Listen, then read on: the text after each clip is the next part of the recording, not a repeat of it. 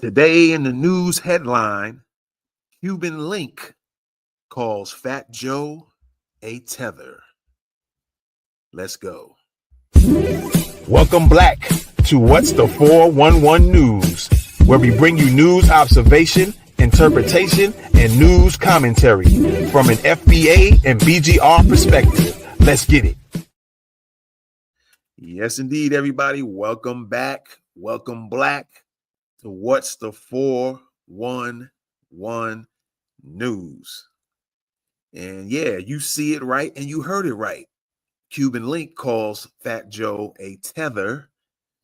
And in the same sentence, he mentions FBA. So I know you guys want to get to seeing this one. We have the receipts and we'll play it in just a second. But just to set it up, in this particular interview, Cuban Link was explaining how Fat Joe was lying about how he did a whole entire album with the notorious B.I.G. All right. And Cuban Link says that's a full lie. He goes on and explains a little bit about the situation.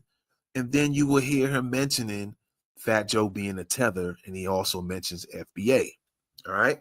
So with that being said, we're going to go ahead and play this video so you can get the context of how this all went down. All right. So let's roll that video. Stories he tell, you see the Biggie story he's talking about, that he did an album with, that he did an album with Biggie. Yeah, that he did an album with Biggie.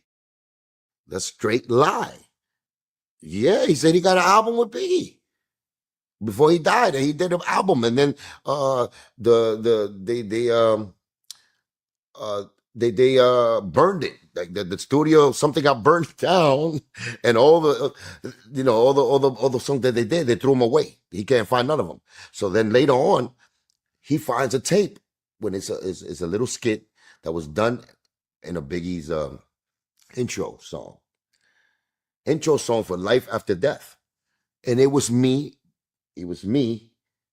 Pun, and Joe, because Biggie, after I wrote Senorita, Biggie came and he said, "Yo, come over here." We was working in the other side. I was working on Street Light in the same studio, but in the other side of the building. So we walked in Biggie's session because Biggie asked for us to do a Spanish little skit in front of one of his songs he was going to do. So now he started using that little skit that we did, and he's trying to say that he did a whole album now with Biggie because of that skit. And since he said that, then I understood, because that era, I know exactly what was going on. He was working on his Don Cartagena, Pone was working on his Capital Punishment, into the Yeah Baby, and I was working just being there, writing songs. He wants to put himself with the elites. He wants to be a tether. Isn't that what they say? The FBA says a tether. He wants to latch on to the legacy of Biggie. Now he wants to latch on to the Biggie legacy. All right, there you have it. Cuban Link saying Fat Joe being a tether and how he likes to latch on. In this particular case, he wanted to latch on and be part of the elite. And that's very interesting because from a lot of different people talking about Fat Joe and him lying, another thing that's been coming out is Fat Joe seemingly to have a disdain for Black people, kind of on the low. You know what I'm saying? Having a disdain for Black men, Black people in general. And on top of that, telling a bunch of lies. And a lot of people been calling him out. There was he was supposed to host or do something with the BET. I think it was BET Awards, if I'm not mistaken. And you seen he got knocked out the paint for that one, right? And he was also mentioning how hip hop was 50-50 Blacks and Puerto Ricans. And then you also might have heard of him being on the Math Hoffa show when he was dissing FBA and had a lot of disdain for FBA as well. So Fat Joe seems to have a problem with Black people in general. and then maybe in particular certain black men or black men, period.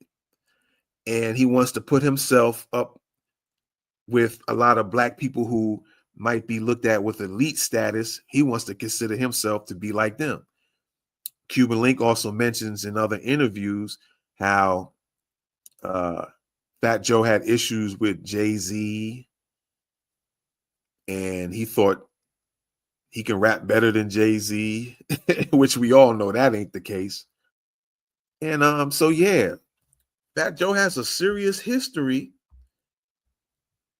and it might stem from some childhood trauma issues that he might have had with black dudes.